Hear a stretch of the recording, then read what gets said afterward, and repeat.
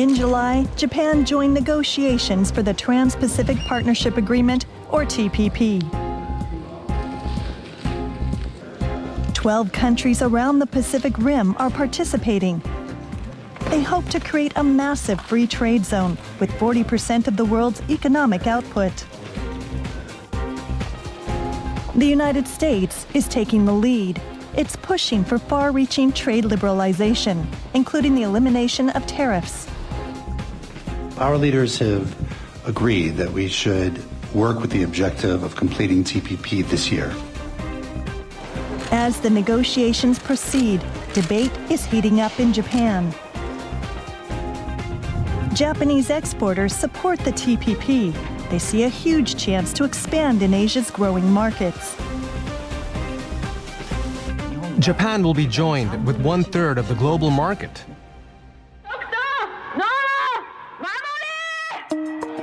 But farmers and cattle ranchers feel a sense of crisis. They say removing tariffs would be a severe blow to their business. Only a small handful of Japan's farmers could survive.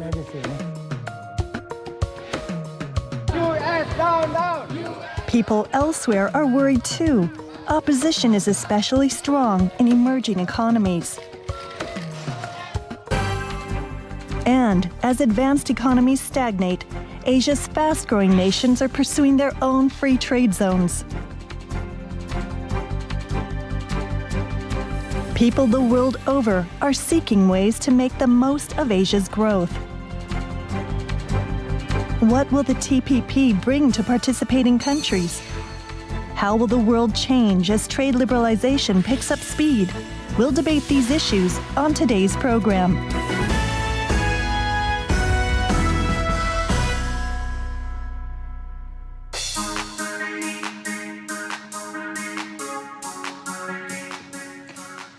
This is Global Debate, Wisdom. Our topic today is the Trans-Pacific Partnership, or TPP. Negotiators met in Brunei in August for 8 days. They issued a joint statement saying they'll work to reach an agreement by the end of the year.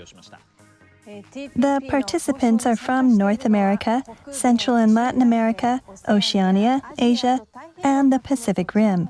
12 countries are taking part. They account for 40% of the world's GDP.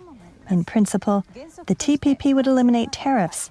Negotiators are aiming for a high degree of liberalization in an enormous free trade area.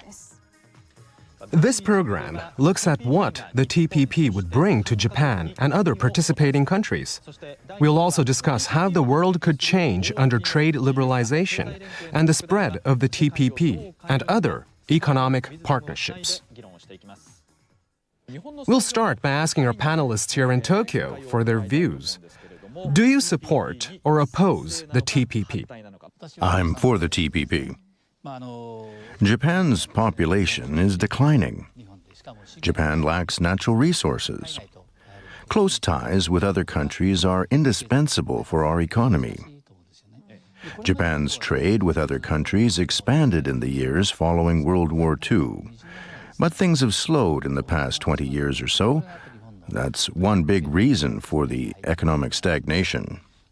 The TPP isn't the only initiative, but it is a major one. There's no reason why Japan shouldn't take part. I'm against the TPP. I do agree that it's necessary to promote economic partnership agreements, but it's important to choose the good ones.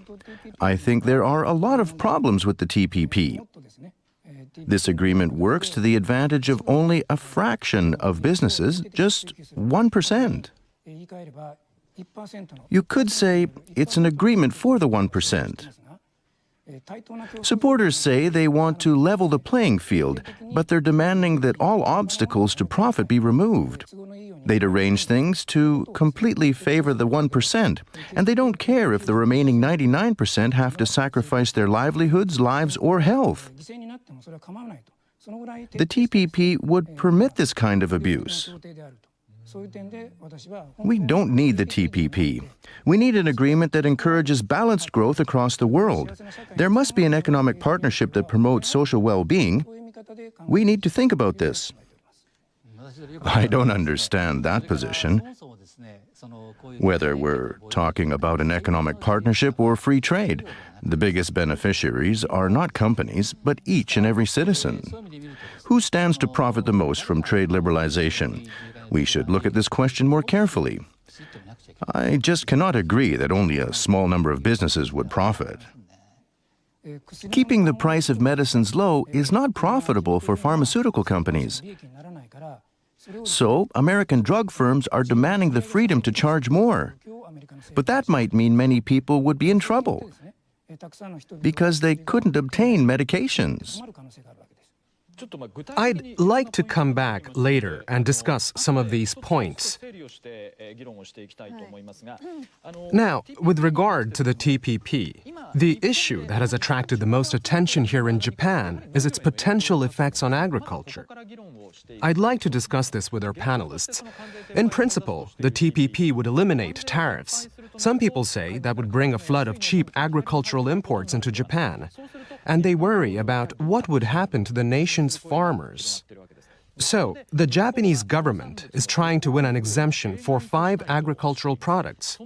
They're the ones that appear on your screen: rice, wheat, beef, and pork, dairy, and the raw ingredients for sugar. Let's look at the debate over dairy products. Japan imposes high tariffs on dairy products.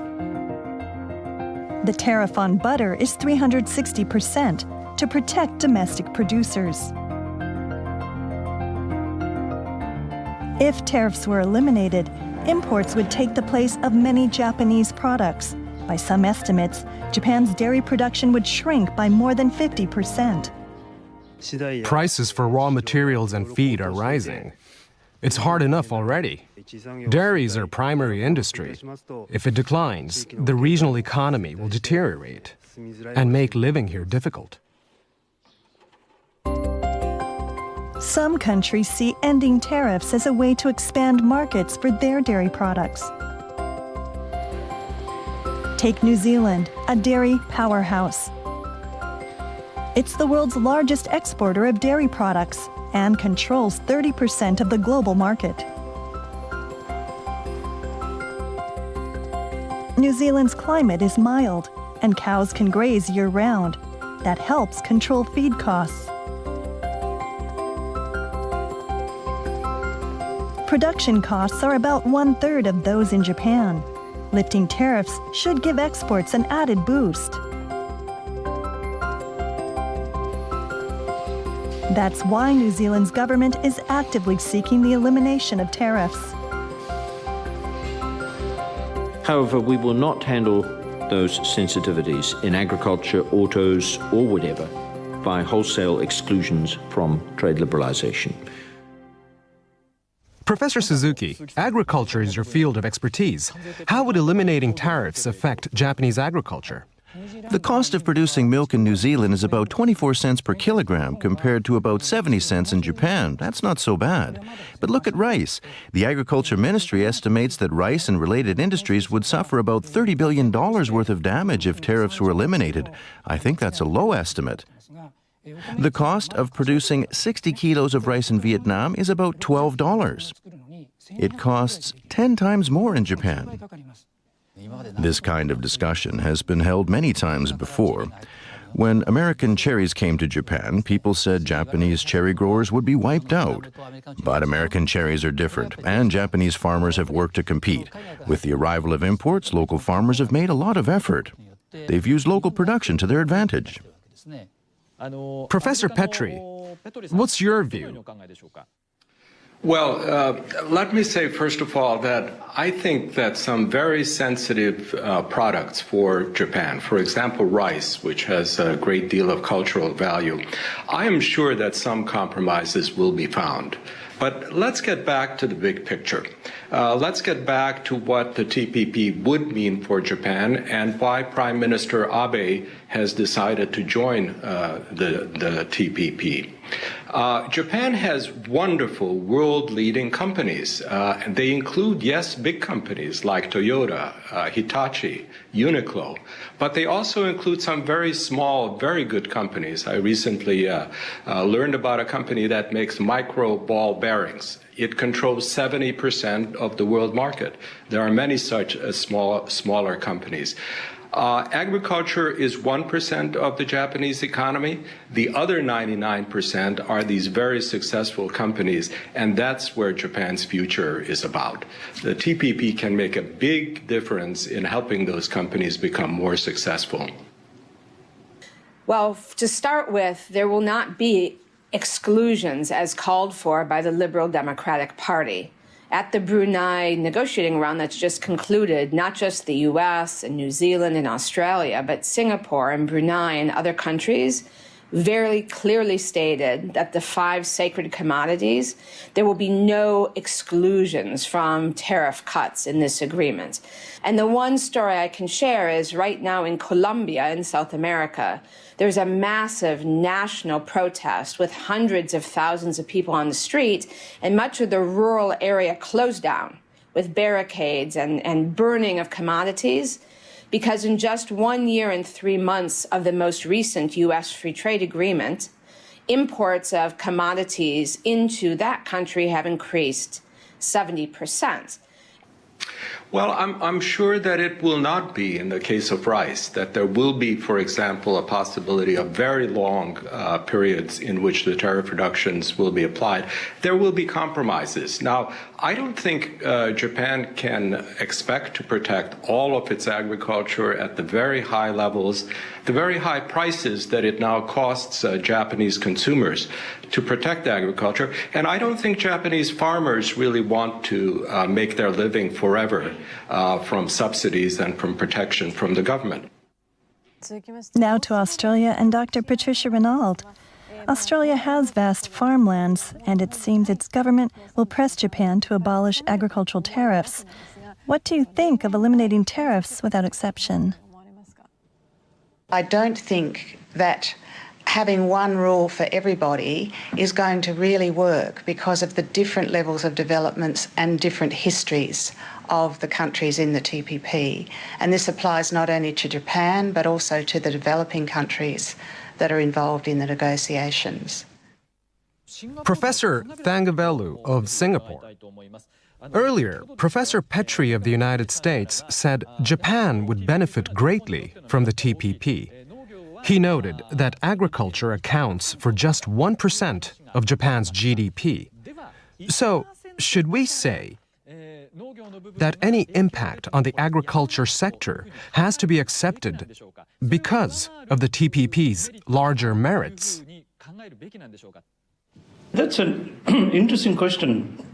I kind of agree with Professor Petrie that you have to open up, Japan have to open up, and region is opening up, and trade will be an important component of the next global stage of growth. And given that 99% of the economy is going to benefit, there are a lot of opportunities and avenues to redistribute wealth and redistribute the gains from trade onto the 1% that is affected by the trade itself. I just wanted to add that when we're speaking about agriculture, we must understand it's not just another economic sector. It's the food we feed our families as well. And so with the past U.S. free trade agreements, with all of the new imports that flood into countries, there are also very serious issues about food safety. The import of commodities and dairy with pesticides and artificial hormones in production, but also with meat and with fish, the issues of unsanitary slaughter. So for instance, when we're talking about 1% of the economy, we're talking about 100% of Japanese consumers and the safety of the food in their families.